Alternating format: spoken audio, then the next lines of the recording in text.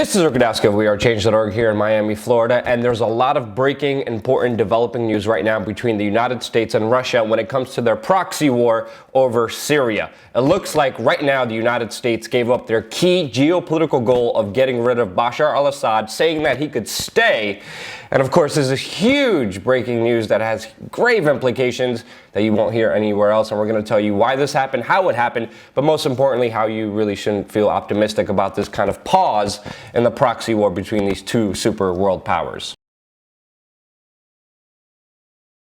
Now, U.S. Secretary of State John Kerry 5 days ago traveled to Russia, negotiated with Putin, and said that the United States will no longer seek so-called regime change inside of Syria and that Bashar al-Assad will stay in power. This is huge because, as we know from the WikiLeaks documents that came out by Julian Assange, that the United States, Israel, and Saudi Arabia have been planning to overthrow Bashar al-Assad since 2006. This is huge. The U.S. invested a lot of money, a lot of key geopolitical moves, a lot of sacrifices all around the world to have this strategic goal. Now, why did the United States want to get rid of Bashar al-Assad? There's many reasons. We covered them before in other videos, and it's too complex to get into now. But let me tell you why this is happening, why the United States gave up their geopolitical goal.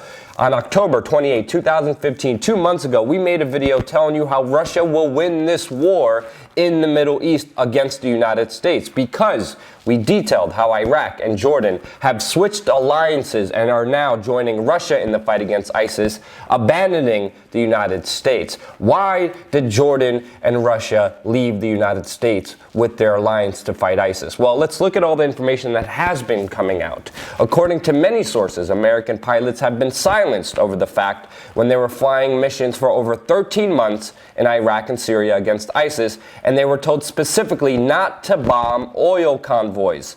Oil tanker convoys 4 lanes wide have been reported secretly, but not reported by the U.S. mainstream media, which is no surprise at all. And as we know, the illegal oil trade that ISIS has been conducting has been financing all of their operations. And that's why they have all this money and all this power to do all these horrible things to terrify the Western world like they have been so successfally.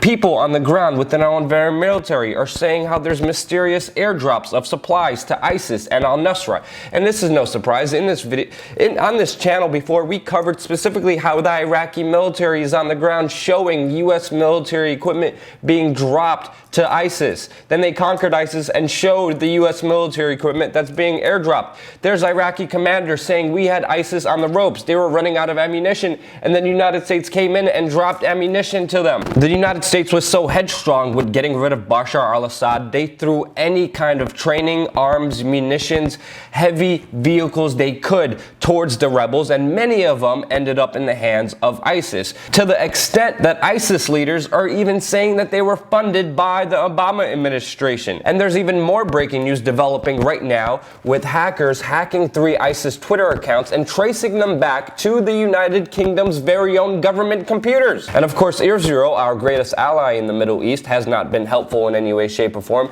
They actually just bombed today a Lebanese militant leader in Syria that was fighting against ISIS. And to make the situation worse, just 2 days ago, the United States coalition, their Air Force, took out an entire battalion of Iraqi troops. As Iraqi soldiers closed in on ISIS terrorists on the ground, a U.S. airstrike struck their column, killing approximately 20 Iraqi soldiers and injuring at least 30 more. And we wonder, why is Iraq not joining our global fight against ISIS? This is nothing new. This happened before. And just 2 weeks ago, as we reported to you, the United States also bombed Assad's forces inside of Syria. Assad is saying he will now shoot down any American aircraft because the United States is pretty much bombing anyone who's making any significant gains against ISIS while funding and training them. And if you've been paying attention geopolitically, this is a huge disaster that the United States is only fueling more by its disastrous foreign policy.